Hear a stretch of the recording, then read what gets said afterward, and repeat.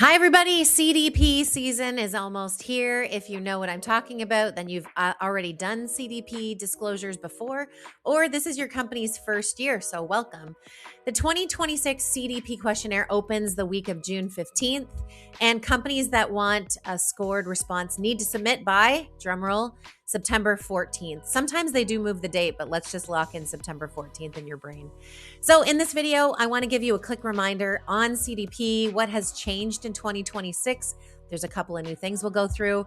Plus, I have 3 tricks or tips that we at ThisRock have learned over the years, and we want you to improve your score this year. So stay with me for a couple minutes and let's go through what is new in CDP in 2026.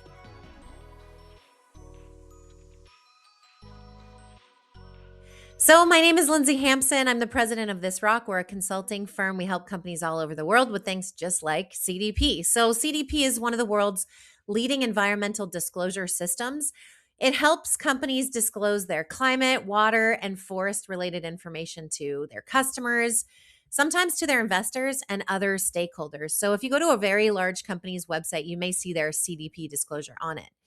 Today, CDP is also increasingly aligned with frameworks like, get ready for some acronyms, the IFRS S2, the TNFD, I know that acronym, and the GHG protocol, GRI, and other sustainability reporting standards as well. So why I'm saying that is that things that your company may already be doing will be needed in CDP if you're already doing sustainability. For many companies, CDP is becoming a foundation for broader sustainability and modern reporting. So that is what CDP is. Let's get into the nitty gritty on more details.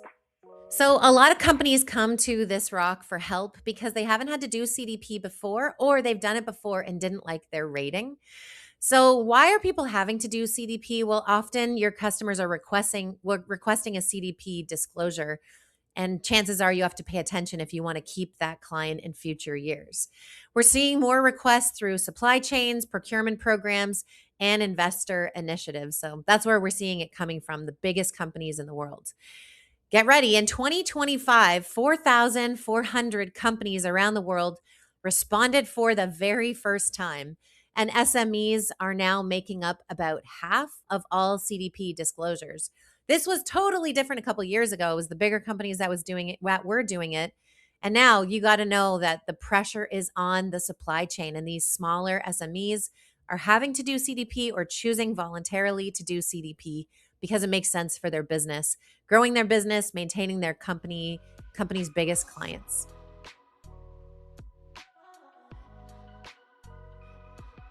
We often work with clients on other things like SBTI, the science-based targets, or reporting their SASB, for example, or United Nations Global Compact, or EcoVadis. But CDP is different. You have to follow their schedule of reporting. So here are the dates for 2026 you need to know. Questionnaire and guidance are already available. They came available in April. The portal opens June 15th. Actually, yesterday we were in one of our clients' portals, and there's nothing we can do yet because it hasn't become June 15th. So as soon as June 15th comes around, the portal will open and you can look at your questionnaire. Remember, it's due, I said it in the intro, September 14th, 2026. Scores are expected to be released the week of November 30th. Don't wait until August to get started because there can be problems or things you didn't think about that you have to do it. So the best submissions should start preparing right now when this video was created. Don't wait. Trust me, you'll have some very late nights and you won't love it. And your score will probably be impacted. So get started now. All right. So CDP updates their questionnaire every year, and 2026 is no exception. There are some notable changes that the ThisRock team put together, and here goes. This is the first year that CDP has introduced new ocean-related questions. These are currently unscored, but are designed to better align to the Task Force on Nature-Related Financial Disclosure and nature-related reporting. The second, coca, coffee, and rubber are now scored commodities under forest module. So this reflects this growing concern around deforestation. And so this part may open up or unlock as well. Third, CDP has expanded questions related to climate adaptation and resilience. I can't tell you how many discussions in the last couple months I've had with companies about climate adaptation and climate resilience. Companies are starting to be asked to provide more information about how they're preparing for the physical risks of climate change. And finally, SMEs now have something new to aim for, a leadership level SME A score. So previously, SMEs could not achieve an A rating just because they were smaller, but now there has been a new stage unlocked for SMEs. So you can definitely learn more. So to recap, ocean related questions have unlocked, new coca, coffee, and rubber commodity scores, and CDP has expanded questions on climate adaptation and resilience, as they should, and as every company should start thinking about. All right, let's get to the crux of this video. 3 tips that we've seen that'll help you improve your score or do better. Number 1, don't skip questions. This sounds so simple, but one of the biggest mistakes we see is this one.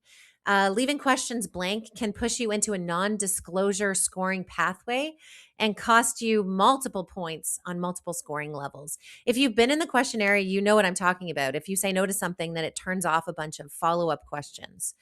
So if you don't know the answer, it's often better to just explain that than leave the question empty. So there's often text boxes where you can say, no, we don't do this yet, but we plan on doing it, rather than leaving it blank and not opening the next question. So don't skip any questions. Just always be truthful.